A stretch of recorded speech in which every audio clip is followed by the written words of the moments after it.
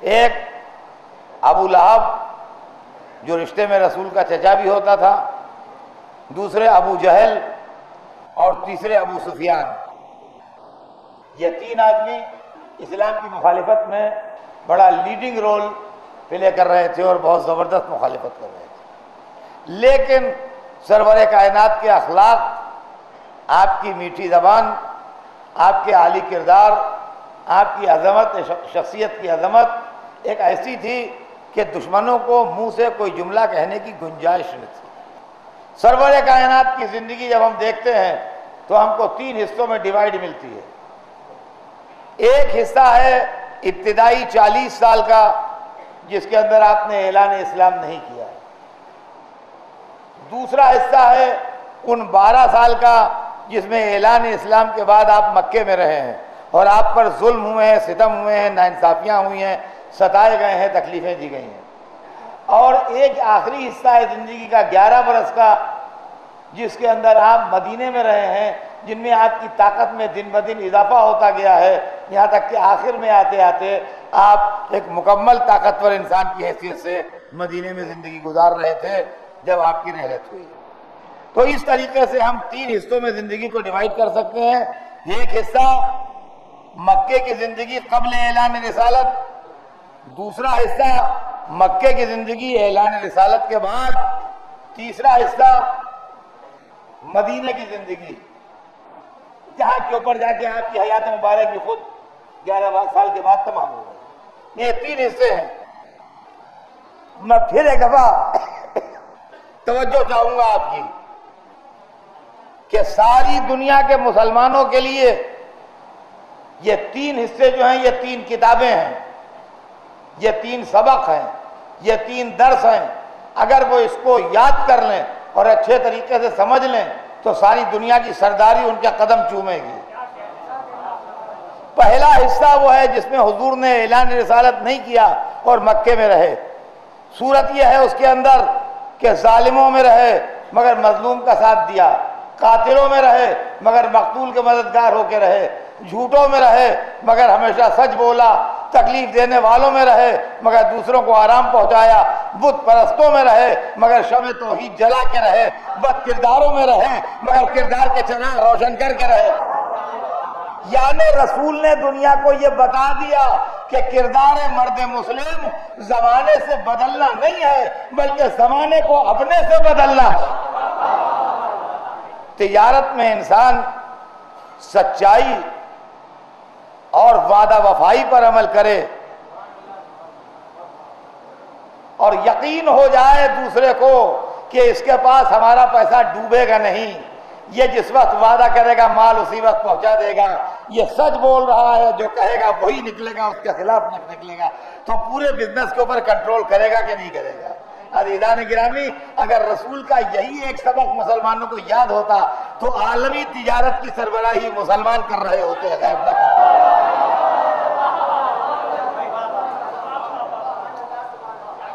یہ دوسری زندگی تھی۔ اب آئیے زندگی کا دوسرا دور،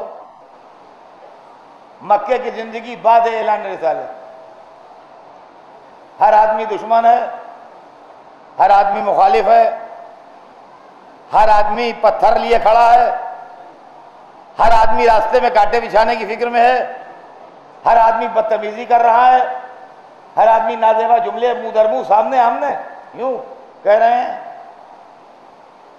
آج بہت سے ملکوں میں مسلمانوں کو یہ شکایت ہے کہ اسلام دشمن ان کے ساتھ دشمنی برت رہے ہیں۔ آپ کے رسول نے 12 سال ایسے شہر میں زندگی گزاری ہے جہاں کی دشمنی اپنے کلائمیکس پر تھی، لیکن رسول نے قیامت تک کے انسانوں کو سبق دیا کہ اگر دشمنوں میں رہ کے اخلاق برتو گے، تہذیب برتو گے، تمیز برتو گے، معافی برتو گے اور ان کی طرف سے لاپرواہی برتو گے اور ان سے جھگڑا نہ کرو گے تو یہ پتھر خود ٹکڑے ہو جائیں گے، تمہارا کچھ نہ بگڑے۔ اور تیسری منزل، جب سرور کائنات کے اقتدار قدم چوم رہا تھا، جب پاور آن کے طواف کر رہا تھا، جب جو چاہتے تھے وہ ہو جاتا تھا، لوگ جو ترجو خان کے ہاتھوں وہ بیعت کر رہے تھے، ایسے عالم میں نہ مزاج بدلا، نہ انداز بدلا، نہ غرور پیدا ہوا، نہ تکبر پیدا ہوا، وہی انکسار رہا، وہی فروتنی رہی۔ یعنی قیامت تک کے مسلمانوں کو بتا دیا کہ اگر دور اقتدار میں مغرور ہو جاؤ گے تو زمانہ تمہیں گرا دے گا۔ عزیزان گرامی، یہ ہے رسول اللہ کی زندگی کا میسج، جو اگر مسلمان سمجھ لے تو اس کی تقدیر بدل جائے گی۔ لیکن ہم، اللہ ہمیں معاف کرے، برا نہ مانیے گا، میں بھی مسلمان ہوں، اس لیے مجھے کسی سے پوچھنے کی ضرورت نہیں ہے۔ ہماری حالت یہ ہو گئی ہے اپنی جہالت کی وجہ سے، اپنی ناسمجھی کی وجہ سے، جیسے رونے بچے ہوتے ہیں کہ مٹھائی دیجئے تو رو رہے ہیں، گھمانے جائیے تو رو رہے ہیں، ٹہلنے نکلیے تو رو رہے ہیں، یہ راضی نہیں ہے کسی طرح۔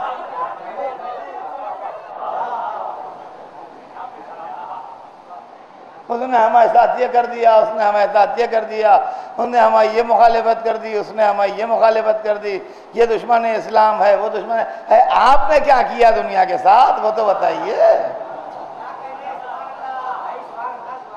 آپ اپنے کارنامے یاد فرمائیے کہ آپ نے کیا کیا۔ پتھر چل رہے تھے، سنیے گا، اسلام آتے ہی جو لوگ مسلمان ہوئے ان پر غریبی چھا گئی۔ کیوں غریبی چھا گئی؟ جو کسی کے یہاں کام کرتا تھا، جب اس کو پتہ لگ گیا مسلمان ہے، کہا کل سے نہ آنا، مسلمان ہے نا، لہذا ہمیں کیا کام نہیں ملے گا تمہیں، وہ بیکار ہو گیا۔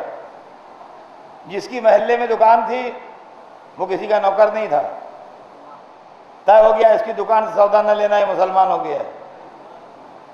4 دن میں وہ اپنی دکان خود ہی کھا گیا، ختم ہو گیا معاملہ۔ جس کی زمین تھی اس کو 4 آدمی چاہیے ہوتے تھے کام کرنے کے لیے، جب اس پر کچھ پیدا ہوتا تھا طے کر دیا اس کی زمین پر خبردار کوئی کام کرنے نہ جائے ورنہ اس کا بائیکاٹ کیا جائے گا۔ زمین پڑی ہے، کوئی انکم نہیں۔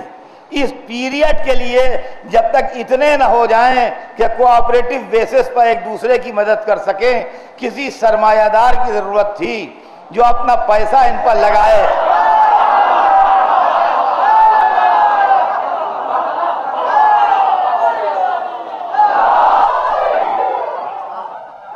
سمجھے سچویشن؟ جب تک اتنی تعداد نہ ہو کہ ہمیں میں زمیندار بھی ہوں، ہمیں میں مزدور بھی ہوں، ہمیں میں دکاندار بھی ہوں، ہمیں میں خریدار بھی ہوں، ہمیں میں امپلائر بھی ہوں، ہمیں میں امپلائی بھی ہوں، اس وقت تک ایک پیسے والا چاہیے ہے جس کے پیسے سے فاقے ٹوٹ سکیں، گھروں سے دھواں نکل سکے، زرد چہروں پر سرخی دوڑ سکے۔ لاکھوں درود اور کروڑوں سلام ام المومنین جناب خدیجہ پر۔